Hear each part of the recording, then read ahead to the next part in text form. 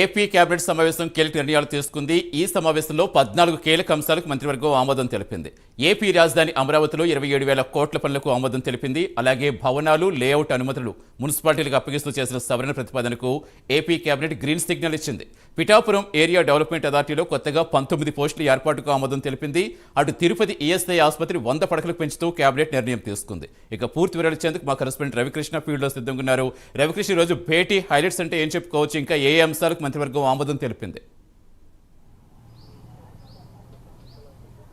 సతీష్, ఏదైతే ఈరోజు జరిగినటువంటి కేబినెట్ సమావేశం ఏదైతే ఉందో ఆ కేబినెట్ సమావేశానికి సంబంధించి మాత్రం కీలక నిర్ణయాలు అయితే తీసుకున్నారు. సుదీర్ఘంగా కూడా ఈ కేబినెట్ మీటింగ్ జరిగింది. ప్రధానంగా కూడా ఈ రాజధాని ఏదైతే అమరావతి రాజధాని ఉందో అమరావతి రాజధానికి సంబంధించిన అంశం మీద మాత్రం పూర్తిగా కూడా ఫోకస్ చేసిన పరిస్థితి అయితే కనపడింది. 27,000 కోట్లతో అక్కడైతే మాత్రం పూర్తిగా కూడా డెవలప్మెంట్ చేయడానికి మాత్రం పూర్తిగా ఆమోదం అయితే తెలిపిన పరిస్థితి అయితే ఉంది. అంటే మొత్తంగా కూడా ఈ అమౌంట్తో 2 ఇంజనీరింగ్ సంబంధించినటువంటి పనులు, అంటే ఐకాన్ సిటీస్ కానివ్వండి, అక్కడ ఉన్నటువంటి ఏదైతే కొత్తగా నిర్మించేటువంటి ప్రభుత్వానికి సంబంధించినటువంటి టవర్స్ ఏవైతే ఉన్నాయో వాటికి సంబంధించి పూర్తిగా కూడా వాటికి ఆమోదం తెలిపినటువంటి పరిస్థితి అయితే కనపడింది. అలాగే కూడా పిఠాపురంకి సంబంధించి అభివృద్ధికి సంబంధించి అథారిటీని ఏర్పాటు చేయడం జరిగింది. ఈ అథారిటీకి సంబంధించి ఇప్పటివరకు కూడా పోస్టులు అయితే సరిగ్గా లేనటువంటి నేపథ్యంలో 19 మందిని అక్కడ అదనంగా కూడా పోస్టులు అయితే నియమించినట్లుగా కూడా ఆమోదం తెలిపిన పరిస్థితి అయితే కనపడింది. అలాగే ఇక మనం అబ్జర్వ్ చేసినట్టయితే మాత్రం ప్రతి ఏడాది ఎవరైతే ఫిషర్మెన్స్ ఎవరైతే ఉన్నారో ఆ ఫిషర్మెన్స్కి సంబంధించి దీనికి వేట హాలిడే ఉంటుంది. ప్రధానంగా కూడా ఈ వేట హాలిడేకి సంబంధించి ఏదైతే ఫిషింగ్ హాలిడే ఏదైతే ఉందో హాలిడేకి సంబంధించి ప్రభుత్వం అయితే మాత్రం వాళ్ళకి ఆర్థిక సహాయం అందిస్తూ ఉంటుంది. అంటే 1 నెల నుంచి 2 నెలల పాటు వాళ్ళు సముద్రంలో వేటకి వెళ్ళలేనటువంటి పరిస్థితి. ఈ సందర్భంగా ప్రభుత్వం అయితే వాళ్ళు ఆదుకునే పరిస్థితి అయితే ఉంటుంది. గత ప్రభుత్వం అయితే ప్రతి మత్స్యకార కుటుంబానికి కూడా 10,000 రూపాయలు ఇచ్చినటువంటి నేపథ్యం. అయితే ఇప్పుడైతే మాత్రం 20,000 రూపాయలు ఇచ్చేందుకు ఆమోదం తెలిపిన పరిస్థితి. అలాగే ఇక రైతు భరోసాకు సంబంధించి రైతు భరోసా అయితే మాత్రం 10,000 రూపాయలు ఇస్తూ ఉన్న పరిస్థితి అయితే ఉంది. అంటే కేంద్ర ప్రభుత్వం ఇచ్చేటువంటి అమౌంట్ ఏదైతే ఉందో కేంద్ర ప్రభుత్వమే ఆ 10,000 రూపాయలు ఇస్తుందని చెప్తూ ఉన్నారు.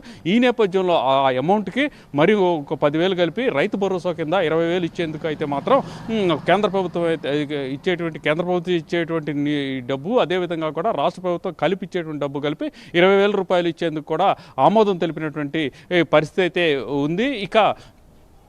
ఇక ఏదైతే డెవలప్మెంట్కి సంబంధించి ప్రధానంగా కూడా ఉద్యోగ కల్పనకి సంబంధించి ఈ ప్రధానంగా ఇక్కడ ఉన్నటువంటి రిలయన్స్కి సంబంధించినటువంటి కంప్రెస్డ్ బయో పవర్కి సంబంధించినటువంటి ప్రాజెక్టు నిర్మించేందుకు అయితే మాత్రం ఆమోదం తెలిపారు.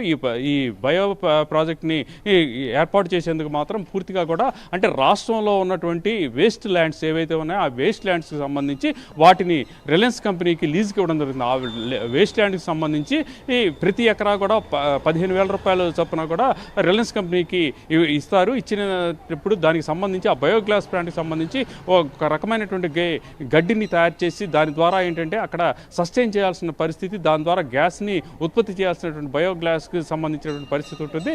అదేవిధంగా దాని ద్వారా మొత్తంగా కూడా 1,00,000 మందికి ఉద్యోగాలు కల్పన జరిగేటువంటి అవకాశం ఉన్నట్లుగా కూడా తెలుస్తుంది. అలాగే ఇక ఈ టీసీఎస్కి సంబంధించి వైజాగ్లో ఏ విధంగా అయితే ఈ హబ్గా మార్చాలి, ఉద్యోగానికి సంబంధించి సాఫ్ట్వేర్కి సంబంధించి హబ్గా మార్చాలని భావిస్తున్నటువంటి తరుణంలో అక్కడ ఏదైతే ప్రధానంగా కూడా టీసీఎస్కి సంబంధించి అక్కడ 80 కోట్ల రూపాయలతో అక్కడైతే మాత్రం టవర్స్ నిర్మించేందుకు ఆమోదం తెలిపారు. దానికి సంబంధించి కూడా క్యాబినెట్ కూడా ఆమోదం తెలిపింది. వాళ్ళు అక్కడికి రావడానికి వచ్చిన తర్వాత అక్కడైతే మాత్రం మరో 50,000 మందికి ఉద్యోగ కల్పన జరిగే అవకాశం ఉన్నట్లుగా కూడా తెలిపిన పరిస్థితి ఉంది. అలాగే రామాయపట్నానికి సంబంధించి కూడా అక్కడ ఈ ఎనర్జీ ప్లాంట్ నిర్మాణానికి సంబంధించిన విషయానికి కూడా ఆమోదం తెలిపిన పరిస్థితి అయితే కనపడింది. పూర్తిగా కూడా అంటే మొట్టమొదట అయితే మాత్రం ఏదైతే క్యాబినెట్కి సంబంధించిన అంశాలు ఉన్నాయో క్యాబినెట్లో పెట్టిన అంశాలన్నింటినీ కూడా ఆమోదించారు. ఆ తర్వాత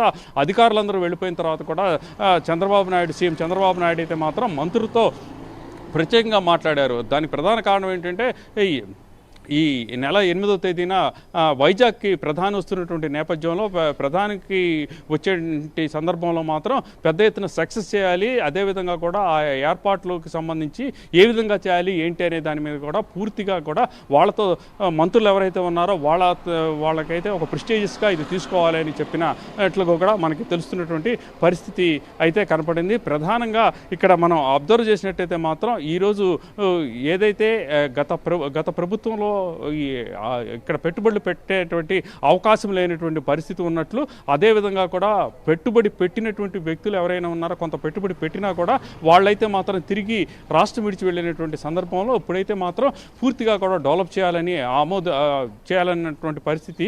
దాని గురించి ఇప్పుడు ఏదైతే వరల్డ్ బ్యాంక్ ఇచ్చినటువంటి కాషన్స్ ఆధారంగా కూడా గతంలో ఏదైతే ఉన్నటువంటి కాంట్రాక్ట్కి సంబంధించి అంటే రాజధాని నిర్మాణానికి సంబంధించి ఏదైతే టెండర్స్ పిలిచారో వాటినన్నింటి కూడా రద్దు చేశారు. మళ్ళీ ఈ వరల్డ్ బ్యాంక్ సూచనల మేరకు కొత్తగా టెండర్లు పిలవటం జరుగుతుంది. టెండర్లు పిలిచి రాజధాని అభివృద్ధికి మాత్రం పూర్తిగా కూడా కట్టుబడి ఉన్నట్లుగా కూడా తెలిపారు. అదేవిధంగా కూడా రాష్ట్రానికి సంబంధించి ఎవరైనా సరే ఇక్కడ ఒక ఇండస్ట్రీ నిర్మించుకోవడానికి వచ్చినటువంటి సందర్భంలో కంపల్సరీగా కూడా వాళ్ళకి ఈజీ ఆఫ్ డూయింగ్ కాదు, ఫాస్ట్ ఆఫ్ డూయింగ్ గా కూడా అంటే వాళ్ళు అడిగినటువంటి ఏదైతే దీనికి సంబంధించినటువంటి మౌలిక సదుపాయాలు ఉన్నాయో మౌలిక సదుపాయాలను కూడా వెంటనే నెల 2 నెలల వ్యవధిలో కూడా వాళ్ళకి కావాల్సినటువంటి భూమిని ఇవ్వటం కానీ అదేవిధంగా కూడా ఎనర్జీ దీనికి సంబంధించి మిగతా ఏవైతే సౌకర్యాలు ఉన్నాయో వాటన్నిటిని కూడా ఇచ్చేందుకు కూడా క్యాబినెట్ ఆమోదం తెలిపినటువంటి పరిస్థితి ఉంది. ఈ నేపథ్యంలోనే ప్రజెంట్ సిచ్యువేషన్ కనుక మనం చూసుకున్నట్టయితే మాత్రం పూర్తిగా కూడా ఈ రోజు జరిగినటువంటి సమావేశం ఏదైతే ఉందో ఆ సమావేశంలో మాత్రం పూర్తిగా అమరావతి డెవలప్మెంట్ అదేవిధంగా కూడా రాష్ట్రంలో ఎవరైతే యువత ఉన్నారో యువతకి ఉద్యోగాలు ఇచ్చే దిశగా కూడా పెట్టుబడులు పెడుతున్నటువంటి పారిశ్రామిక సంస్థలు ఏవైతే ఉన్నాయో వాటిని పూర్తి స్థాయిలో కూడా ప్రభుత్వం అండగా నిలబట్టు రాష్ట్ర అభివృద్ధికి ముందుకు పోవాలనేటువంటి ఈ సంకల్పంలో ఉన్నట్లుగా కూడా మనకి తెలుస్తూ ఉంది. అంటే ఖచ్చితంగా రవికృష్ణ, అలాగే పిఠాపురం ఏరియా రూరల్ డెవలప్మెంట్కి కూడా 19 పోస్టులు అని చెప్తున్నారు. అసలు దానికి సంబంధించి ఏంటి?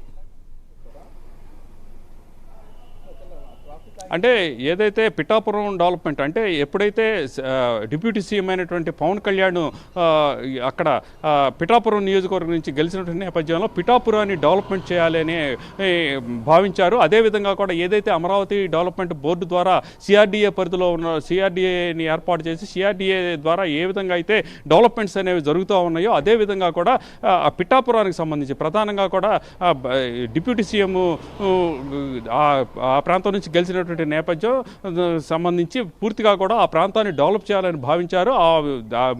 అలా అనుకున్నటువంటి సమయంలో అక్కడైతే మాత్రం పిఠాపురం డెవలప్మెంట్ కార్పొరేషన్ ఏర్పాటు చేయడం జరిగింది. ఆ డెవలప్మెంట్ కార్పొరేషన్ ద్వారా అక్కడ ఏవైతే మౌలిక వస్తువులు కావాలో ఆ మౌలిక వస్తువులు అదేవిధంగా కూడా సిటీ ఎక్స్టెన్షన్ అదేవిధంగా కూడా అక్కడ అభివృద్ధి అలాగే అక్కడ ఎకానమీ డెవలప్మెంట్స్ మీద కూడా ప్రత్యేకంగా కూడా దృష్టి పెట్టారు. దానికి సంబంధించి డెవలప్మెంట్ కార్పొరేషన్ అయితే పిఠాపురం డెవలప్మెంట్ కార్పొరేషన్ అయితే ఏర్పాటు చేయడం జరిగింది. కానీ అక్కడ కావాల్సినంత సిబ్బంది కొరత అనేది ఉన్నది. ఈ సిబ్బంది కొరత ఉన్నటువంటి నేపథ్యంలో పూర్తిగా కూడా సమగ్రంగా మొత్తాన్ని స్టడీ చేసిన తర్వాత అక్కడ సిబ్బందికి సంబంధించి కావాల్సినటువంటి తీసుకోవాల్సినటువంటి అవసరం ఉన్నదని భావించిన తరుణంలో ఇప్పుడైతే మాత్రం 19 మంది కొత్తగా కూడా సిబ్బందిని తీసుకుంటున్నారు. అంటే అక్కడ వాళ్ళు అక్కడ ఇన్ఫ్రాస్ట్రక్చర్కి సంబంధించి అదేవిధంగా కూడా డెవలప్మెంట్కి సంబంధించి వాళ్ళు తీసుకునేటువంటి నిర్ణయాలు అలాగే ఎక్కడెక్కడ అక్కడ డెవలప్మెంట్స్కి అవకాశం ఉన్నది అలాగే ఎక్కడైతే ఇండస్ట్రీకి సంబంధించి ప్రధానంగా కూడా చుట్టుపక్కల ప్రాంతంలో ఇండస్ట్రీలు తీసుకొచ్చి ఒక ఇండస్ట్రియల్ హబ్గా చేయాలనేటువంటి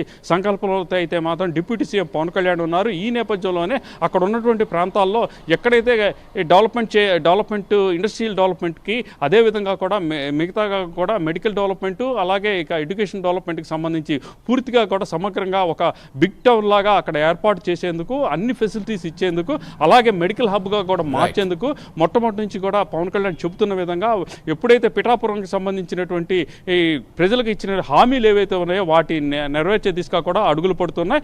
ఆ సందర్భంలోనే అక్కడ ఏదైతే పిఠాపురం డెవలప్మెంట్ కార్పొరేషన్ ఏదైతే ఉందో దానికి సంబంధించి అదనంగా కూడా సిబ్బందిని తీసుకునేటువంటి పరిస్థితి అయితే కనపడింది. ఏది ఏమైనప్పటికీ కూడా అమరావతికి సంబంధించి అమరావతి ఏ విధంగా డెవలప్ అవుతుందో దానికి మించి పిఠాపురాన్ని డెవలప్ చేయాలనేటువంటి లక్ష్యంతో ముందుకు పోతున్నట్లుగా కూడా మనకు తెలుస్తుంది. Right, thank you Ravikrishna, thank you Kumar, thank you Nagender, thank you కళా ఫీల్డ్ రిపోర్ట్ అందించినందుకు.